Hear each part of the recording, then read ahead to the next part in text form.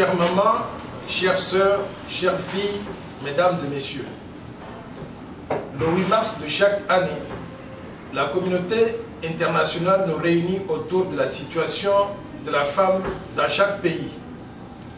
Cette journée offre l'occasion de s'appesantir sur la situation et les réalités que vivent les femmes et toutes les filles dans nos sociétés. Le thème de cette année est la parité en 2030, avancer plus vite vers l'égalité de sexe. Ce thème met l'accent sur les moyens d'accélérer le programme de développement durable à l'horizon 2030 et sur la mise en place d'éléments pour la mise en œuvre effective des nouveaux objectifs de développement durable, en particulier les objectifs sur l'égalité entre les sexes et sur l'éducation de qualité pour tous. Ces objectifs cadrent bien avec ma vision de développement sous forme du plan Marshall de Noël Tchiani pour la RDC, avec un horizon temporel de mise en œuvre de 15 ans. Mon plan vise à créer des opportunités pour tous les Congolais et pour toutes les Congolaises, éradiquer la pauvreté, éliminer le chômage et remettre la République démocratique du Congo sur la voie du développement économique et social durable. C'est pour combattre la pandémie de la discrimination contre les femmes que la Constitution de la République démocratique du Congo consacre solennellement dans son article 14 le droit à une représentation équitable au sein des institutions nationales, provinciales et locales. Pour rendre effectives ces dispositions constitutionnelles, nous faisons de l'application de cet article notre cheval de bataille, encourageons la candidature des femmes à tous les postes de décision et soutenons une politique active de représentativité basée sur le mérite.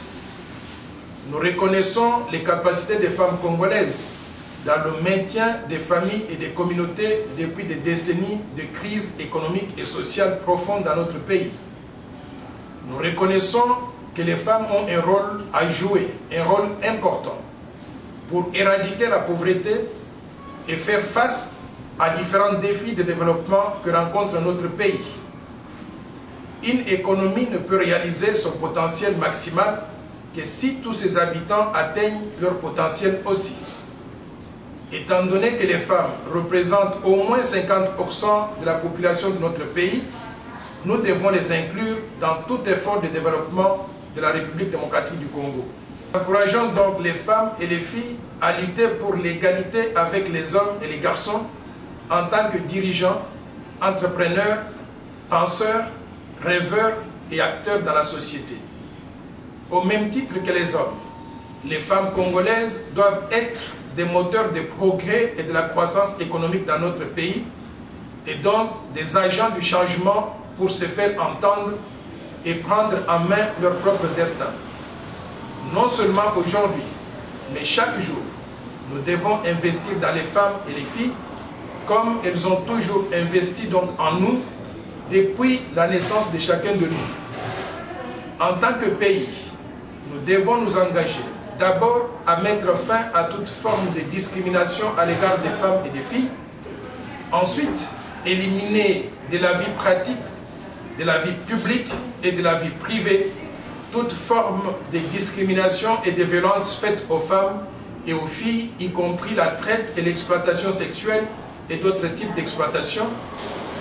Troisièmement, nous devons éliminer toutes les pratiques préjudiciables telles que le mariage des enfants, le mariage précoce ou le mariage forcé et la mutilation génitale féminine.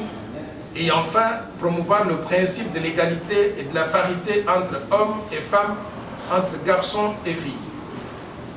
À mon épouse Astrid et à toutes les filles et femmes congolaises, je souhaite une excellente journée internationale de la femme. Je vous remercie.